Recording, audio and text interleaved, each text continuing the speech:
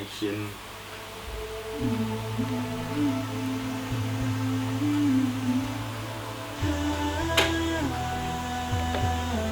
Assalamualaikum warahmatullahi wabarakatuh.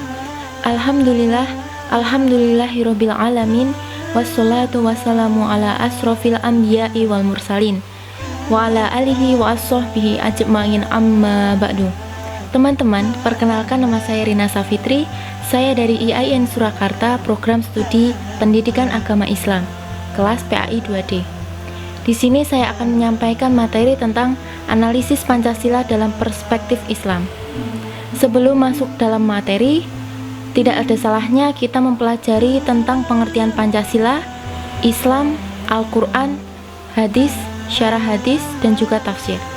Berikut penjelasannya.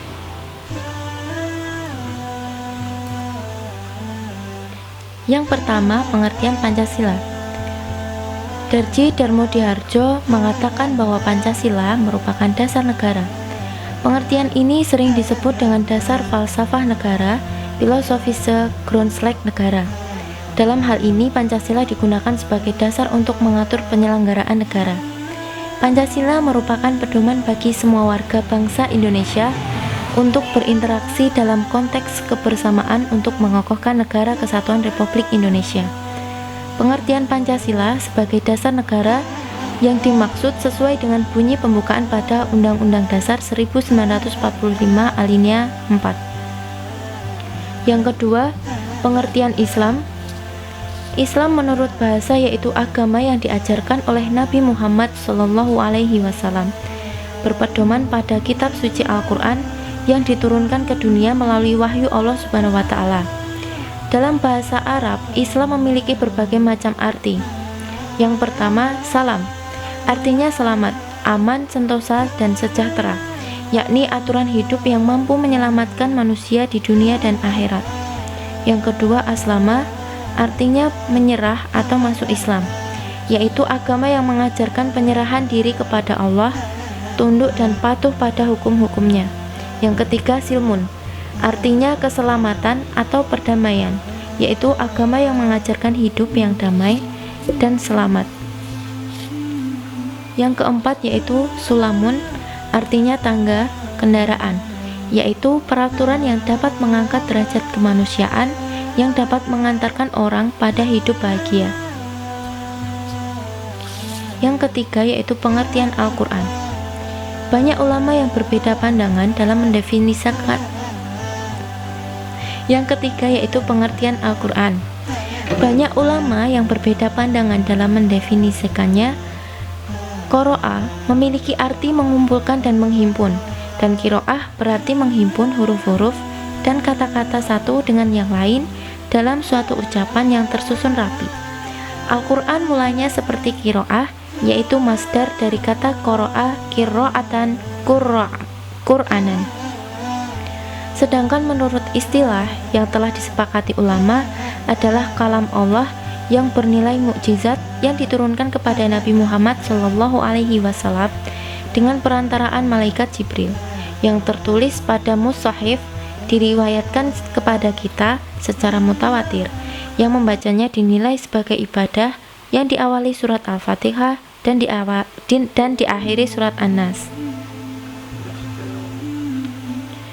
Yang keempat yaitu pengertian tafsir.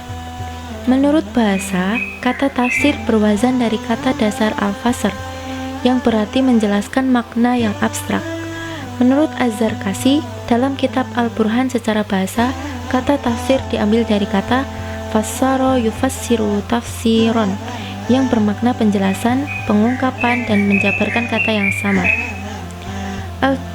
Al-Jurjani dalam kitab At-Ta'rif mendefinisikan tafsir yaitu menjelaskan makna ayat, baik bentuk, kisah, atau sebab diturunkannya Al-Quran dengan lafal tersebut yang menunjukkan pada dalalah zahir. Dapat disimpulkan bahwa tafsir yaitu suatu ilmu yang digunakan untuk mengungkap kandungan dan bahasa Al-Quran yang terkandung dalam zahir lafal dengan menggunakan beberapa ilmu yang terkait dengan ilmu-ilmu Al-Quran. Yang kelima yaitu pengertian hadis. Secara etimologi, hadis berarti jadid atau baru. Secara terminologi, ulama hadis mendefinisikan hadis dengan apa yang disandarkan kepada Nabi Shallallahu Alaihi Wasallam, baik berupa ucapan, perbuatan, persetujuan, dan sifat. Dan yang terakhir yaitu pengertian syarah hadis. Kata syarah berasal dari bahasa Arab syarroha yusyarrihu syarrohan, yang artinya menerangkan, membukakan, dan melapangkan. Secara istilah, definisi syarah hadis yang menjelaskan makna-makna hadis dan mengeluarkan seluruh kandungannya baik hukum maupun hikmah. Yang pertama, hubungan Islam dengan Pancasila. Secara singkat, nilai-nilai Pancasila yaitu nilai-nilai luhur yang telah digali oleh para pendiri negara Islam secara brilian. Semangat nilai-nilai Pancasila ini sudah sesuai dengan nilai-nilai Pancasila, tanpa harus menjadikan negara Indonesia ini sebagai negara Islam yang formal. Hal inilah yang menjadi landasan bahwa Pancasila terdapat dua aspek, yaitu hablum minallah dan hablum minannas. Yang kedua, hubungan Al-Quran dengan Pancasila. Sila pertama yang berbunyi ketuhanan yang Maha Esa merupakan kesesuaian sifat-sifat dan keadaan-keadaan dari dan di dalam negara kita dengan hakikat Tuhan. Dalam sila pertama ini merupakan sendi tauhid di dalam Islam. Dalam sila pertama ini terdapat unsur-unsur yang melibatkan hubungan manusia dengan Tuhan, di mana dalam Islam disebut sebagai hablum minallah. Di hadapan Tuhan, seorang muslim berkedudukan sebagai seorang hamba, sehingga tampaklah ketaatan dan kecintaan dalam pengabdian. Dengan demikian, muncullah keterikatan yang kemudian melahirkan sebuah komitmen atau dimensi akidah. Hal ini terdapat dalam Quran Surat Al-Ikhlas ayat 1-4. A'udzu billahi minasyaitonir rajim. Bismillahirrahmanirrahim. Qul huwallahu ahad, Allahus samad, lam yalid wa lam yulad wa lam yakul lahu kufuwan ahad. Shadaqallahul azim. Penafsiran menggunakan tafsir Syekh Ibnu Katsir halaman 5681.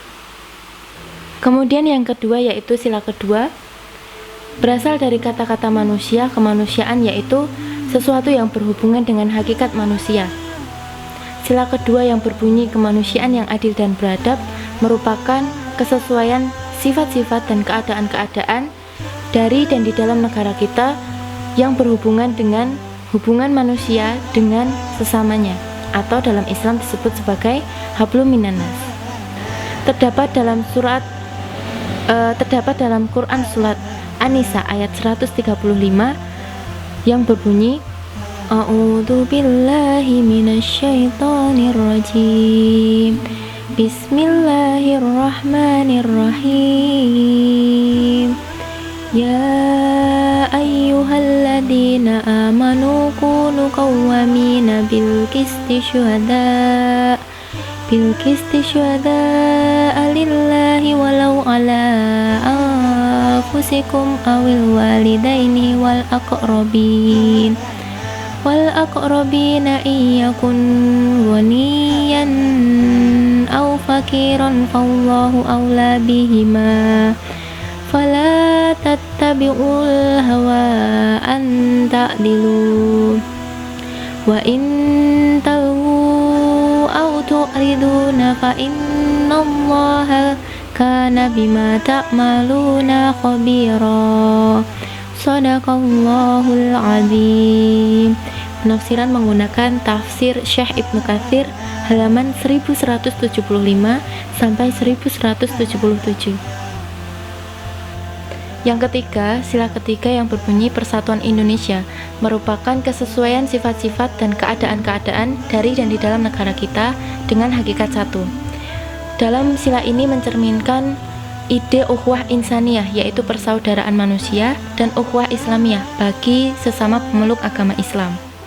Persatuan akan terwujud apabila sudah terjadi sikap toleransi yang tinggi antar sesama dan juga sikap saling menghormati dan juga menghargai.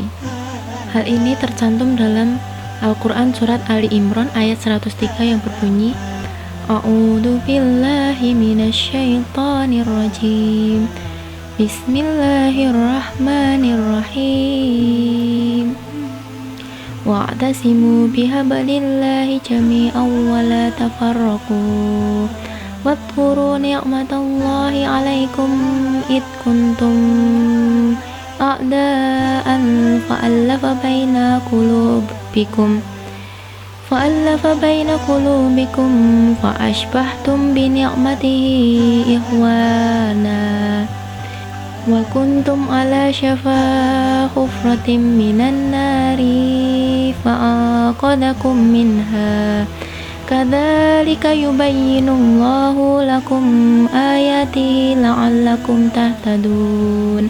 Shadaqallahul adzim. Penafsiran menggunakan tafsir Syekh Ibnu Katsir halaman 826 sampai 830. Yang keempat yaitu sila keempat yang berbunyi, kerakyatan yang dipimpin oleh hikmat kebijaksanaan dalam permusyawaratan perwakilan, yaitu kesesuaian sifat-sifat dan keadaan-keadaan dari dan di dalam negara kita dengan hakikat rakyat, yang sudah sesuai dengan prinsip Islam yaitu muzakarah dan syuro. Uniknya, prinsip syuro ini sudah terdapat di dalam Pancasila. Hal ini menunjukkan bahwa dalam perumusan Pancasila diambil dalam bentuk musyawarah oleh berbagai kalangan untuk mencapai sebuah keputusan. Hal ini tercantum dalam Quran Surat Asy-Syura ayat 38 yang berbunyi, A'udzu billahi minasyaitonir rajim. Bismillahirrahmanirrahim. Walladzina istajabu lirabbihim wa aqamus shalah wa amruhum syura bainahum wa mimma razaqnahum yunfiqun. Penafsiran menggunakan tafsir Syekh Ibnu Katsir halaman 4557 sampai 4558. Yang kelima yaitu sila kelima. Dalam fikih, adil berarti memperlakukan manusia secara setara tanpa ada diskriminasi berdasarkan unsur yang bersifat subjektif. Dengan kata lain, bahwa unsur pertama keadilan yaitu kesetaraan. Perbedaan ras, suku, dan semisalnya tidak boleh menjadi alasan untuk mendiskriminasikan orang lain. Keanekaragaman bahasa, budaya, ras, dan warna kulit merupakan bentuk kebesaran Allah Subhanahu wa Ta'ala.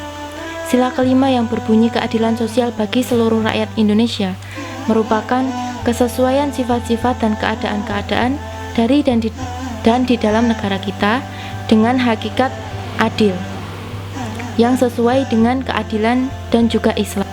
Hal ini tercantum dalam surat An-Nahl ayat 90 yang berbunyi, A'udzu billahi minasyaitonir rajim. Bismillahirrahmanirrahim. Innallaha ya'muru bil 'adli wal ihsani wa ita'i dzil qurba wa yanha 'anil fahsya'i wal munkari wal baghi ya'idukum la'allakum tadhakkarun. Shadaqallahul adzim. Penafsiran menggunakan tafsir Syekh Ibnu Katsir halaman 2736 sampai 2739. Sekian pembahasan mengenai analisis Pancasila dalam perspektif Islam. Semoga yang sedikit ini mampu bermanfaat, khususnya bagi saya sendiri dan juga teman-teman. Dan semoga kita bisa menerapkan nilai-nilai Pancasila ini dalam kehidupan kita sehari-hari. Sekian dari saya, kurang lebihnya saya mohon maaf. Wassalamualaikum warahmatullahi wabarakatuh.